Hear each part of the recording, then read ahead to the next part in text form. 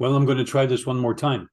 This is a video that I got in the bottom of the screen here. It's called Immediate Blackout as U.S. chemical disaster rages on.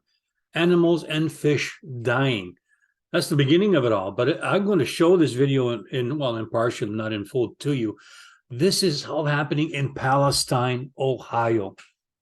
Not in Eastern Europe or Western Europe or Middle East, excuse me.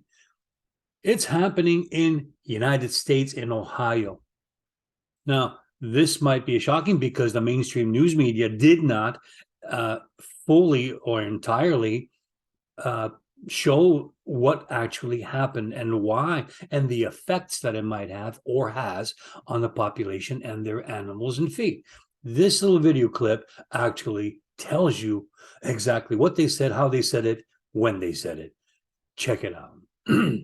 While almost everyone in the country, including myself, have been focused on the seemingly endless number of objects that the Air Force is suddenly shooting out of the sky, well, there was a chemical fire of epic proportions over in Ohio. That's right, despite what seems to be a media blackout, the Ohio state government initiated a controlled chemical fire that was not only massive, but the after effects might be a lot more deadly than what the official narrative might lead you to believe. You ever wonder why they exploded those? That the tanker, the railroad tankers, was strictly to open up the railways. They open up the traffic for the trains to go through because money is king. Nothing to do with your safety or health. Or does it? And in fact, along that line, a journalist over in Ohio was just arrested while reporting on the giant disaster. However, in order to explain what's happening here, let me back up and start at the very beginning. And I hope that if you appreciate content like this, you do take a quick moment to smash those like and subscribe buttons, which will force the YouTube algorithm to share this video out to ever more people. Subscribe and now, to start with, last week, a freight train with over 100 cars derailed in a small town called East Palestine, Ohio. The reason why I know so much about railroads, I was a locomotive engineer. I drove trains for a living for 20 years for Canadian Pacific Railroad. Then I took a severance package and retired. Anyway, let's go on. It's located in the eastern part of the state near the border with Pennsylvania. Now, fortunately, no one was killed in that accident. However, unfortunately, the accident launched 50 of the cars off the tracks. And among those derailed cars, 10 of them contained hazardous materials. Specifically, they contained pressurized vinyl chloride, hydrogen chloride, as well as ethyl hexyl acrylate, which are extremely toxic and carcinogenic chemicals, meaning they cause cancer. Now, this scenario was already bad enough, but it actually got worse. That's because due to the potential for a giant uncontrolled explosion. You know, these chemicals have to be spaced apart from each other by at least 5 non-dangerous commodity cars, boxcar, tankers, whatever, but by at least 5 cars each. So this doesn't happen. I don't think that was done for the railroad. That's why the cover-up. They weren't spaced up. They were together to create this poisonous explosion, this poisonous reality. The governor of Ohio, Mr. Mike DeWine, he took the suggestion of the state's emergency management agency and he authorized a controlled burning of the toxic materials. Here was his statement explaining his rationale. There's a concern, the railroad has a serious concern which they can express to you about an explosion with one or more of these cars. They describe an explosion as potentially catastrophic. It could potentially explode, causing deadly disbursement of shrapnel and toxic fumes. So following new modeling information conducted this morning by the Ohio National Guard, Ohio Governor Mike DeWine and Pennsylvania Governor Josh Shapiro are ordering an immediate evacuation in a 1 mile by 2 mile area surrounding East Palestine, which includes both Ohio and Pennsylvania. Okay, so they did that, but watch what they did next, or didn't do. To alleviate the risk of this shrapnel, Norfolk Southern Railroad is planning a controlled release of the vinyl chloride at approximately 3:30 p.m. The controlled release of the toxic chemicals also has the potential to be deadly if inhaled. Bottom line is they couldn't drain these tanks. They couldn't open them up to drain them. That's why they burnt them. They blew them up. It was quicker to blow them up and put the population at risk than it was to cipher them out. Those in the red area, are facing grave danger of death if they are still in that area. And therefore, to avoid the scenario of a giant uncontrolled explosion with shrapnel flying in all directions, the state of Ohio set the train cars on fire themselves. But while that decision might have averted a giant explosion with shrapnel flying everywhere, it did not avoid releasing toxic gases into the air. The videos of this fire are something like out of a movie, with massive plumes of black smoke shooting up into the sky for several days on end. And the smoke, well, it contained vinyl chloride, phosgene, hydrogen chloride, among several other highly toxic gases. And it's worth noting that phosgene in particular is an extremely toxic gas. So toxic, in fact, that it was used during the First World War as a chemical weapon to kill soldiers who were hiding in their foxholes. So these professionals who made this modeling plan, they didn't know this? Really?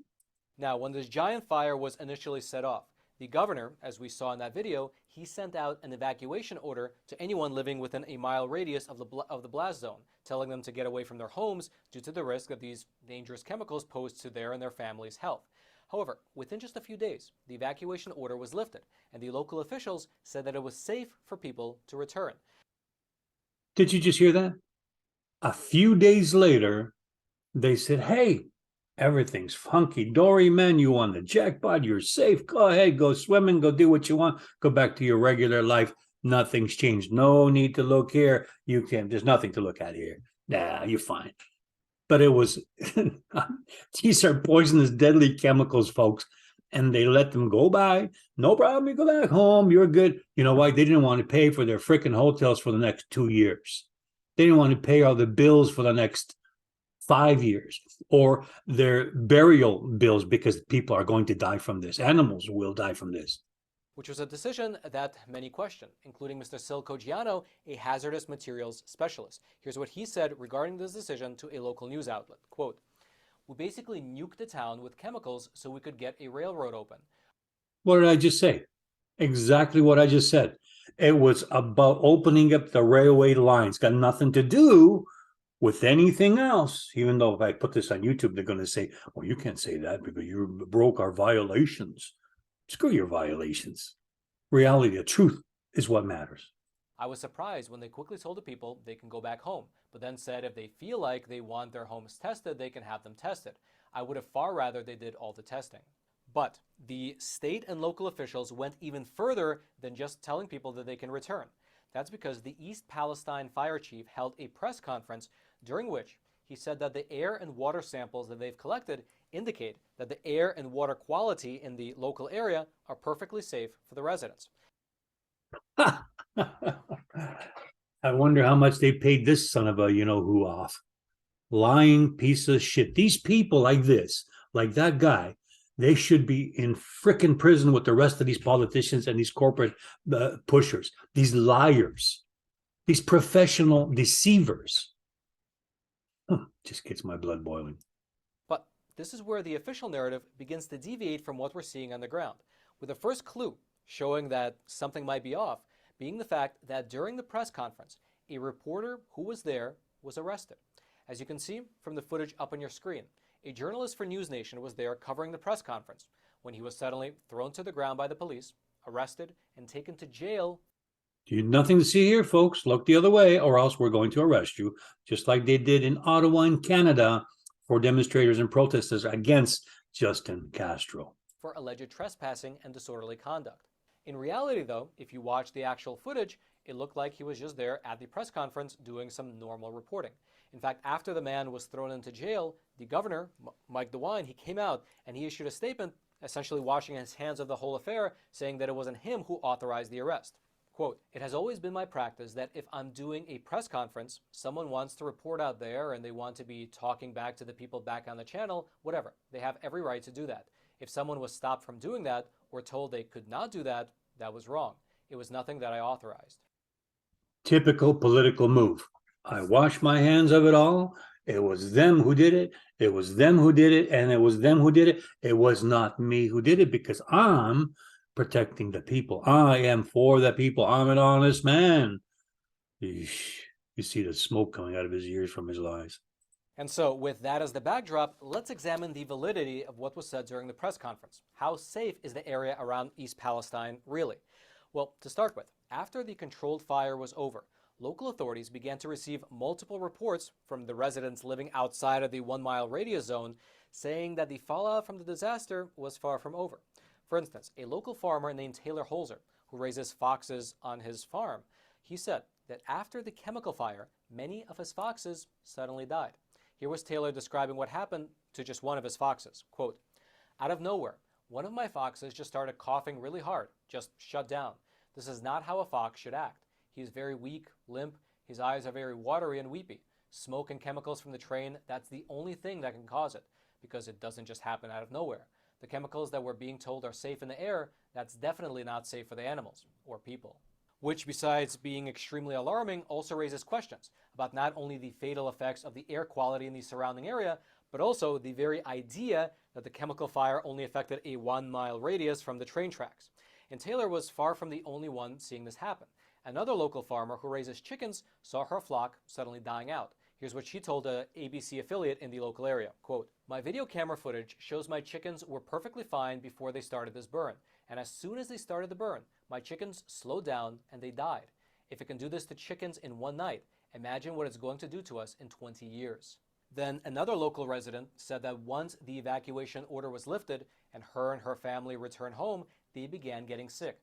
Here's how she responded to the local officials who said that everything was fine and dandy. Quote, "The headaches and nausea her family experienced at their house last weekend and the pungent odor that reminds her of a mixture of nail polish remover and burning tires told her otherwise." Then you had another local resident who owns a dog kennel 10 full miles from the fire. Here's what she described. I'm surprised they're actually allowing them to make comments like that there's dangers coming. Normally they fact checkers will say, "Oh, that's all lies. That's all lies. Nothing like that happened." Her neighborhood to be like. And again, this is 10 full miles from the blast zone. 10 miles. That's only in a few days later. 10 miles and continues to spread. These toxic fumes, those clouds, those poisonous clouds are going to continue spreading virtually for half the landmass of the United States. And maybe, depends which way the wind blows, elsewhere. Quote, "One of those residents was Kathleen Schwarzwelder, the operator of a local dog kennel in nearby Darlington, Pennsylvania. The catastrophe caused her to leave her home, despite the fact that it lies more than 10 miles away from the site of the controlled burn. After fleeing to Boardman, Ohio, 15 miles from the derailment, Schwarzwelder stated she received multiple reports of dead chickens, fish, and other animals from friends and acquaintances. One affected resident told Schwarzwelder that they let their 2-year-old dog out to use the bathroom only for it to never return. When they embarked upon a search for their missing pet, they found it dead in their yard." But the story actually gets a lot deeper than that, which we'll get to after I introduce the sponsor. Now, I'm not going to listen to this guy's sponsor stuff, but I'll tell you, this is just the beginning. And yet the mainstream news media, once again, goes silent. They will not discuss this or talk about this in full. They only pick out bits and pieces that are not so damaging to the corporations, like the railroad in this instance. But that's what they do. They fib, they fabricate, they cover up, all about revenue, power, and control. Got very little to do, in my humble opinion, for your and my children's safety. So I'll end this right now. I'll say goodbye, but come and join me. Leave a comment below. I'd love to hear from you. Great minds or like minds need to stick together.